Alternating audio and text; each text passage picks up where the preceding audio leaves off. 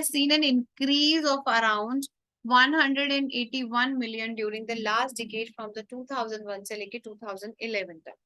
This addition is slightly less than the population of Brazil, the fifth most populous country in the world. ठीक है, in the first ever decade, ठीक है, exception of 1911 and 1921, which has actually seen a decrease in population as compared to the previous decade. ठीक है, अब इसको छोड़ो, इसमें हर 10 साल में जो पॉपुलेशन है वो काफी ज्यादा बढ़ रही है, वो बताया हुआ है. ठीक है, और 2001 से लेके 2011 में सबसे ज्यादा हमारी पॉपुलेशन जो है बढ़ी इंडिपेंडेंस के बाद. ठीक है, पहले क्या था बेटा कि इंडिया की जो हेल्थ फैसिलिटीज हैं, मतलब पहले पॉपुलेशन कम होती थी किसी भी कंट्री की. रीजन क्यों था?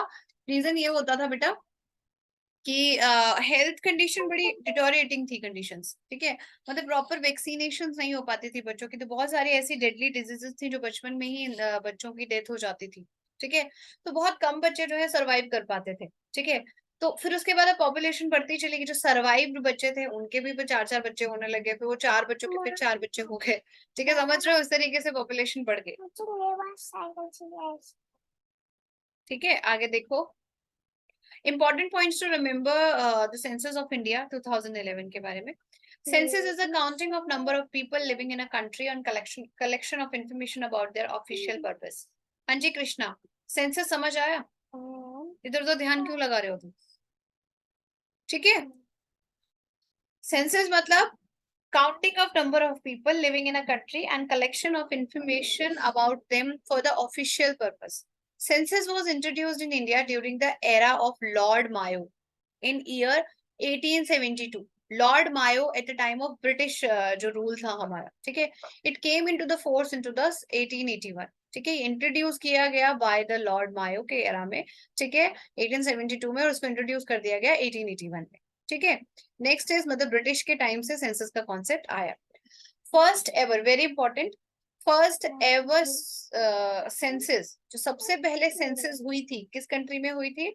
स्वीडन में, the year of 1749. Responsibility conducting the decennial census rests with the office of registrar general and census commissioner. ठीक है, India under the ministry of home affairs.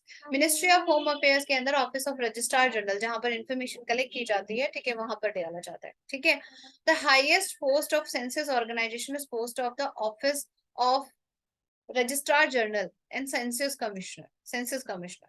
ठीक है, ये कोई जरूरी नहीं है पॉइंट आपके लिए. इन इंडिया 15th नंबर की सेंसस, हमारे इंडिया में अब तक 15th सेंसस हो चुकी है आफ्टर इंडिपेंडेंस. ठीक है, it was the 7th census of independent India. समझ आई? ठीक है, बात समझ रहे हो?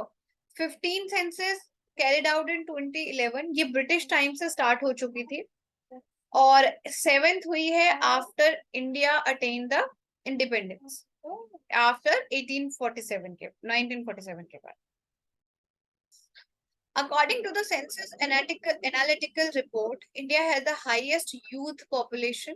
ठीक है, in the year 2020.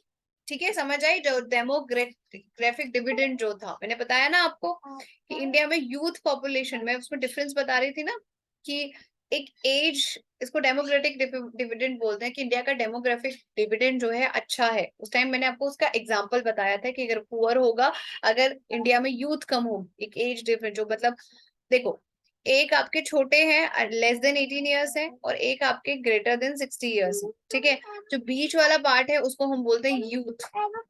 ठीक है, उसको बोलते हैं हम यूथ. ठीक है, यूथ जिस कंट्री के पास ज्यादा होगा, जिसके पास मोर होगा, जो वो कंट्री ज्यादा क्या होगी? डेवलप्ड होगी. ठीक है, उसके पास क्या है?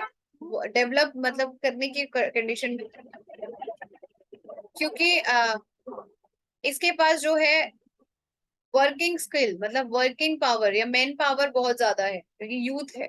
ठीक है, the average Indians would be the 29 years. ठीक है, 2020 ईयर में एक देखा गया कि ज्यादातर लोग जो है वो एज, कौन सी एज के बिटवीन थे? 29 ईयर्स के. According to the data of census 2011, the Indian population amounts to 121 crores, which is the 17.5% of world population. In the decade 2020-11 के बीच में, जो 10 साल का गैप था उसके बीच में, इंक्रीज हुआ 17.17, ठीक है, पहली पॉपुलेशन से। सबसे बड़ा जो इंक्रीमेंट हुआ था वो इसी डिकेड में हुआ था। ठीक है बेटा, समझ आ गया सबको? चलिए let's move on to the next.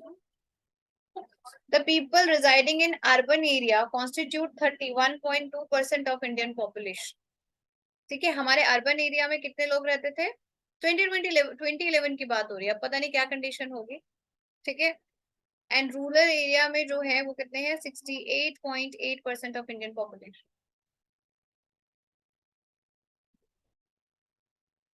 ठीक है, according to the census of 2011, the highest percentage of rural population, याद रखिएगा, हाईएस्ट जो है वो रूरल पॉपुलेशन किसमें थी? हिमाचल प्रदेश में। रूरल समझते हो? रूरल मतलब विलेज, ठीक है। अर्बन समझते हो? Mean city. चलिए नेक्स्ट देखिए।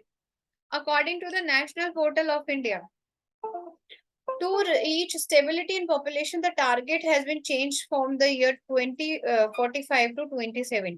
हम लोग जब पूरी स्टेबिलिटी आ जाएगी पॉपुलेशन में, मतलब जितनी रिसोर्सेज हैं उसके अकॉर्डिंग आपकी पॉपुलेशन कब तक हो पाएगी? 2070 तक।